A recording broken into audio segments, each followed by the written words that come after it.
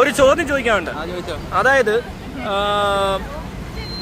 ഇവിടെ അടുത്തേക്ക്, അതായത് കോൺഗ്രസ് പറയാണ് ഇലക്ഷൻ ജയിച്ചു കഴിഞ്ഞാല് അവര് ട്രാൻസ്പോർട്ട് ബസ്സിൽ സ്ത്രീകൾക്ക് ഫ്രീ ടിക്കറ്റ് കൊടുക്കുമെന്ന്, ലൈക്ക് ഇൻ മദ്രാസ് അല്ല തമിഴ്നാട് ആൻഡ് ഇൻ കർണാടക. അപ്പൊ എന്താണ് അതിനെ പറ്റി പറയാനുള്ളത്? അതെ, ഭയങ്കര നല്ല തീരുമാനമാണ്. ആണോ? നിലവിലെ സാഹചര്യത്തിൽ പബ്ലിക് ട്രാൻസ്പോർട്ട് ഇവിടെ അത്യാവശ്യം കുഴപ്പമില്ലാത്ത രീതിയിൽ ലാഭത്തിലാണെന്നാണ് ഗണേഷ് മന്ത്രി പറഞ്ഞത്. അപ്പോ പബ്ലിക് ട്രാൻസ്പോർട്ട് ലോകത്താക്കുവാനും നോക്കുവാണെങ്കിൽ ലാഭത്തിലാവേണ്ട കാര്യമില്ലല്ലോ. പബ്ലിക് ട്രാൻസ്പോർട്ട് എന്ന് പറയുന്ന ലാഭത്തിൽ ഓടിക്കാനുള്ള സാധനം അല്ലല്ലോ. അപ്പോ അല്ലല്ല, അപ്പോ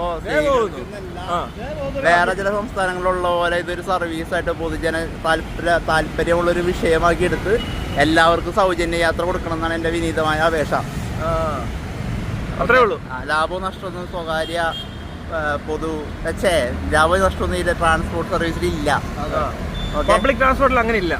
അതാണ് താങ്കൾക്ക് പറയാനുള്ളത്. ജനങ്ങളുടെ ഒരു അടിസ്ഥാന സൗകര്യ വികസനത്തിന്റെ ഭാഗമായിട്ട് ചെയ്യുന്നൊരു സാധനമാണ്.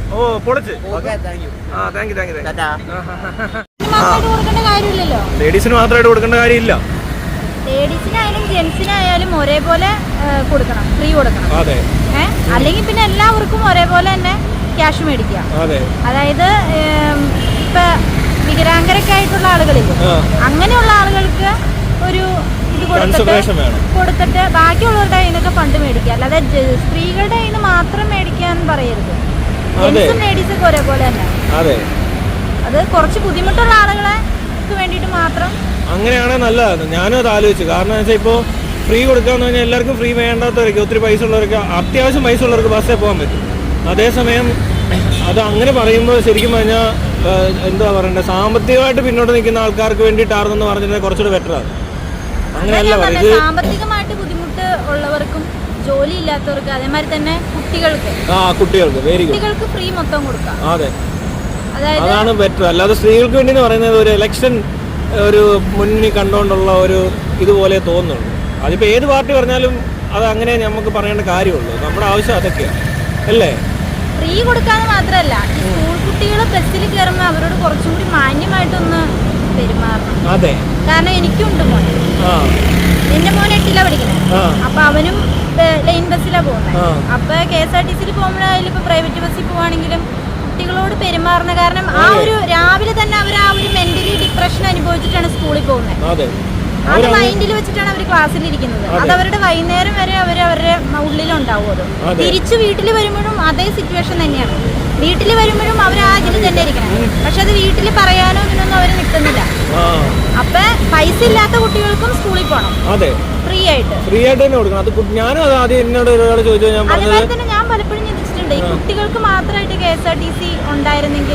ഇത് തന്നെ ഞാൻ ഇന്ന് രാവിലെ ഒരാളോട് ഇതേ അഭിപ്രായം പറഞ്ഞു. അതായത് പിള്ളേർക്ക് വേണ്ടി മാത്രം വേണം. ഞാൻ പറയട്ടെ, കുട്ടികള് ഇത്രയും ഭാരമുള്ള ബാഗ് ചുമന്ന് ഇവര് ബസ്സിൽ തൂങ്ങിക്കിടന്നാ പോകുന്നത്. അതും ചില കുട്ടികളെ ബസ്സിൽ കേട്ടില്ല.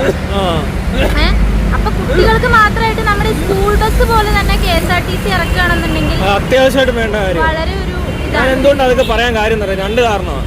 ഒന്ന്, പിള്ളേർ മാത്രം പോകുന്നതാണ് അതിന്റെ ഒരു സേഫ്റ്റി.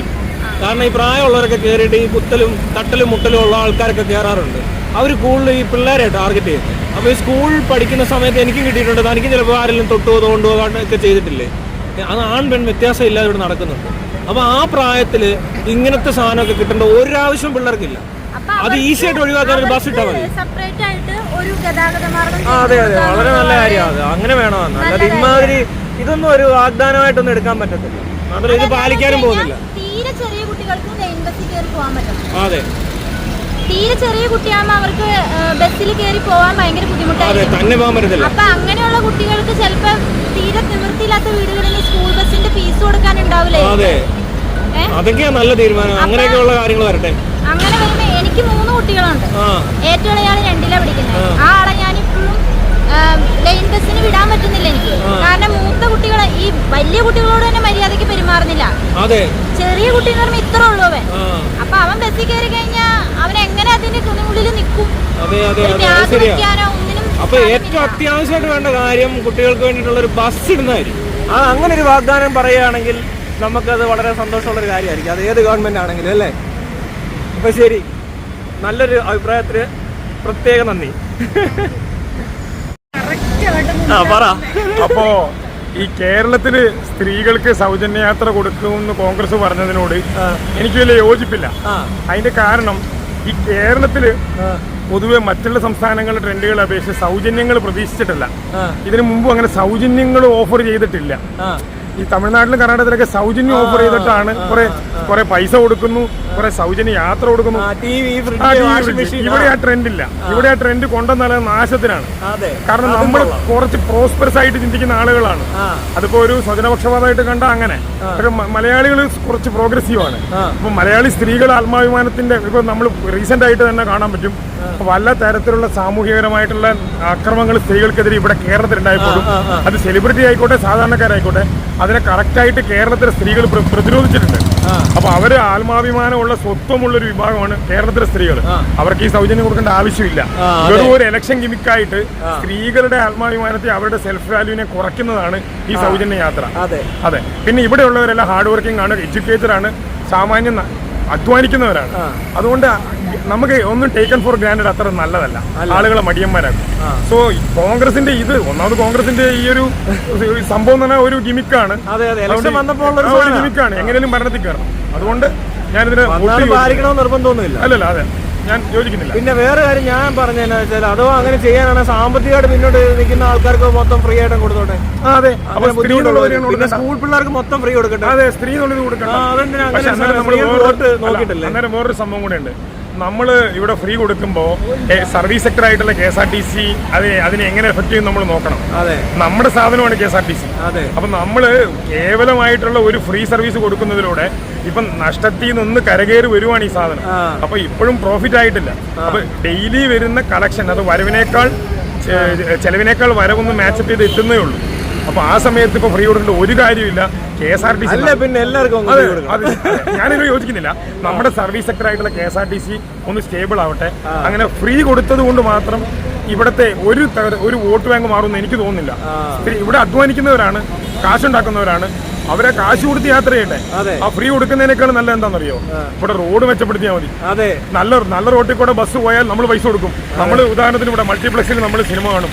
700 ടിക്കറ്റ് കൊടുത്ത് സിനിമ കാണും നമ്മൾ. കാരണം എന്താ, നമുക്ക് നല്ല ക്വാളിറ്റിയുള്ള സൗകര്യങ്ങൾ ഉണ്ടെങ്കിൽ നമ്മൾ പേ ചെയ്യാൻ റെഡിയാണ്. അതാണ് നമ്മുടെ ഒരു മെന്റാലിറ്റി. ആ മെന്റാലിറ്റിയെ സപ്പോർട്ട് ചെയ്യാനാണ് ഞാൻ പറയുന്നത്.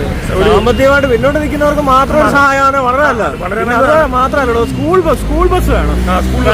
അത് ഞാൻ വേറൊരു കാര്യം പറയാം, എനിക്ക് ഗ്രാൻഡിനോട് താല്പര്യമില്ല. ഗ്രാൻഡിന്റെ കേസല്ല, നമ്മൾ ഏൺ ചെയ്യണം. അത് ഞാൻ സമ്മതിച്ചു. പക്ഷെ എന്താണെന്നറിയോ, ഇപ്പൊ സ്കൂൾ ബസ് എന്ന് പറഞ്ഞ ട്രാൻസ്പോർട്ട് ഇങ്ങനെ അങ്ങ് സൗജന്യമായിട്ട് ഇട്ടാൽ നല്ലതാണ്. അതെ, സ്കൂൾ ബസ് നല്ലതാണ്. കാരണം പിള്ളേർ എല്ലാ പേരൻസിനും അത്രയും അഫോർഡബിൾ അല്ല പല. മാത്രമല്ല ഈ ട്രാൻസ്പോർട്ടോ പ്രൈവറ്റ് ബസ്സോ കയറിയാൽ ഭയങ്കര റിസ്ക്കോ. അവരുടെ സ്പീഡ് വേറെയാണ്. പിള്ളേർക്ക് പറ്റിയൊരു രീതിയിലല്ല ബസ് പോകുന്നത്. സ്കൂൾ ബസ്സിന്റെ രീതി അല്ലല്ലോ. സ്കൂൾ ബസ് ആകുമ്പോൾ പതുക്കെ കൊണ്ടുപോയി സേഫ് ആയിട്ട് വിടും. പിന്നെ അതുമല്ല ഇത്തരം തട്ടുമുട്ടും പ്രശ്നങ്ങൾ പിള്ളേരുടെ നേരെ വരത്തൂല. അല്ല, കേരളത്തിന്റെ സോഷ്യൽ അപ്ലിഫ്റ്റിംഗ് നടക്കുന്നത് ഗ്രാൻഡ് കൊടുത്തിട്ടല്ല. അല്ല, കേരളത്തിന്റെ സോഷ്യൽ അപ്ലിഫ്റ്റിംഗ് നടക്കുന്നത് നമ്മുടെ പൈസ എടുത്ത് അത് ക്വാളിറ്റിയോടെ വിനിയോഗിക്കുന്നുണ്ട്. അതിപ്പോ സ്റ്റേറ്റിൽ നടക്കുന്നുണ്ട്. ഇപ്പൊ ലെഫ്റ്റ് ആയിക്കോട്ടെ റൈറ്റ് ആയിക്കോട്ടെ, ഇവിടെ അങ്ങനെ നടത്തി എനിക്ക് പ്രശ്നമാണ്. അതുകൊണ്ട് തന്നെ ഇവിടുത്തെ പ്രതിപക്ഷവും ഭരണപക്ഷവും ഒരു ഇടത് സ്വഭാവമാണ്. ഇവിടെ നമുക്ക് സോഷ്യൽ അപ്ലിഫ്റ്റിംഗ് നടക്കണമെങ്കിൽ, ഇവിടെ വ്യക്തിഗത പുരോഗമനം നടക്കണമെങ്കിൽ ഗ്രാൻഡ് കൊടുത്തൊരു കാര്യമില്ല. മിക്സി അല്ലെങ്കിൽ യാത്രകള്, സാരി, അതൊക്കെ വേറെ സ്റ്റൈലാണ്. കേരള സ്റ്റോറി എന്ന് പറയുന്നത്, കേരള സ്റ്റൈൽ എന്ന് പറയുന്നത് ഡിഫറെന്റ് ആണ്. ഞാൻ ആ ഒരു പക്ഷക്കാരനാണ്. ശരി, താങ്ക് യു.